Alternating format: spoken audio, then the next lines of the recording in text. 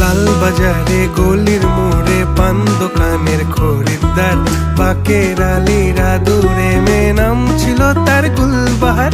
লাল বাজারে গলির মোড়ে পান দোকানের খরিদ্দার, বাকের আলীরা দূরে